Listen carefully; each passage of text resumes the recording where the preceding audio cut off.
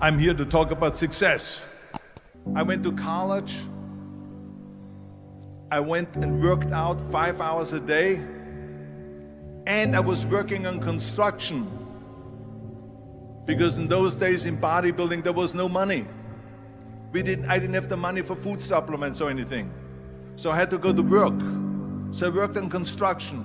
I went to college. I worked out in the gym, and at night from 8 o'clock at night to 12 midnight, I went to acting class 4 times a week.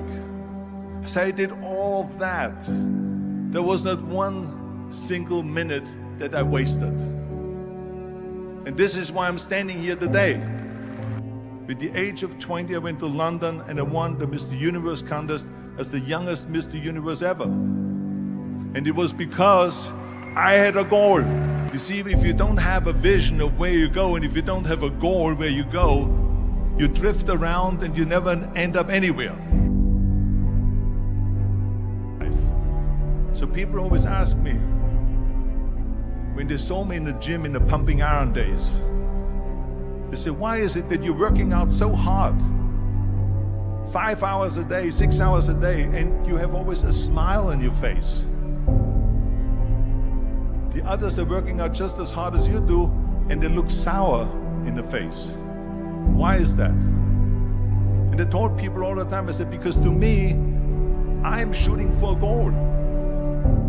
In front of me is the Mr. Universe title.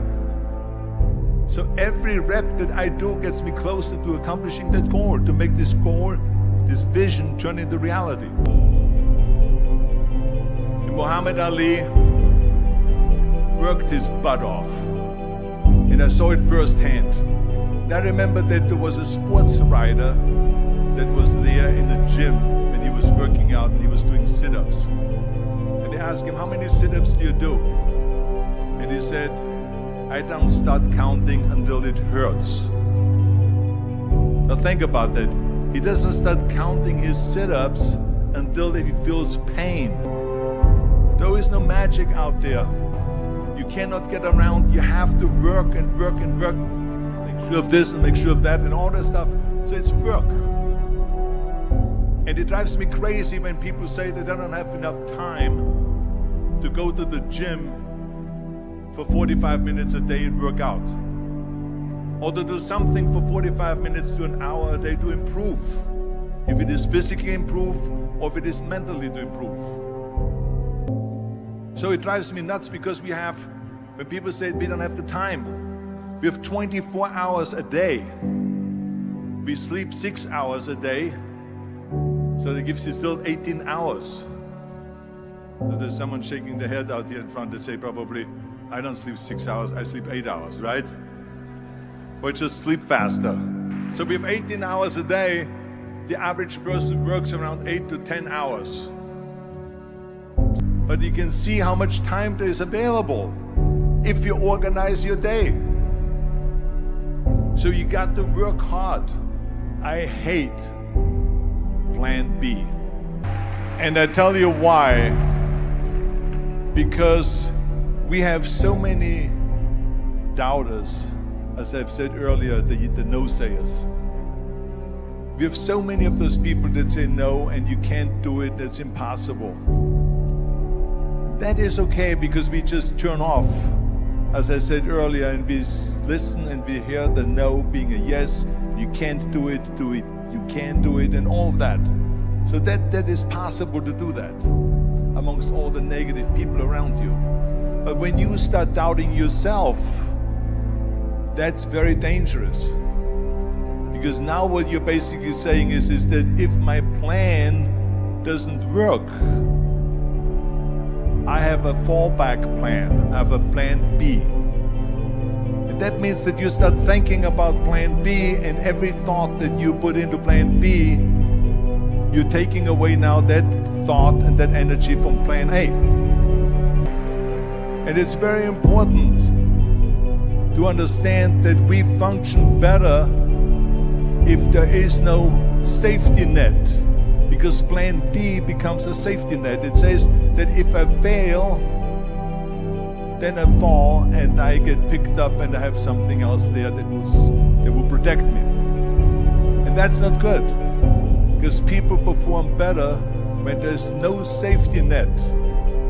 People perform better in sports and everything else if you don't have a plan B. I'm telling you, I've never ever had a plan B. I made a full commitment that I'm gonna go and be a bodybuilding champion.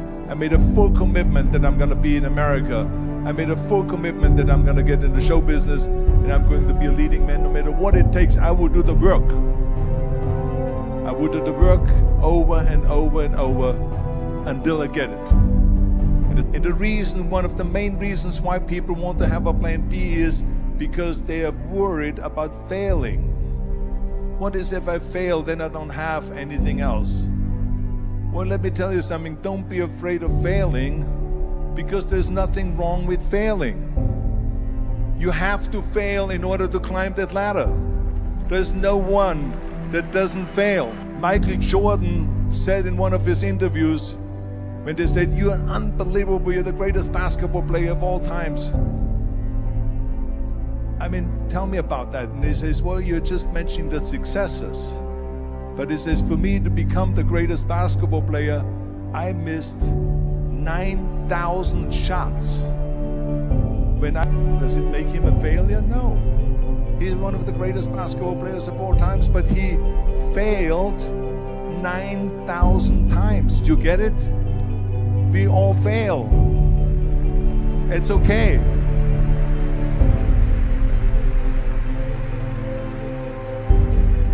What is not okay is that when you fail, you stay down. Whoever stays down is a loser. And winners will fail and get up, fail and get up, fail and get up. You always get up. That is a winner. That is a winner. I failed in bodybuilding. I lost bodybuilding competitions. I lost powerlifting competitions. I lost weightlifting competitions. I had movies that went in the toilet and that were terrible and got the worst reviews. Hey, we all lose. We all have losses. This is okay. And this is why I say don't be worried about losing, because when you're afraid of losing, then you get frozen. You get stiff. You're not relaxed. You got to be, in order to perform well in anything, if it's in boxing or if it is on your job or with your thinking, is only happening when you relax. So relax. It's okay to fail. Let's just go all out and give it everything that you got. That's what it is all about. So don't be afraid to fail.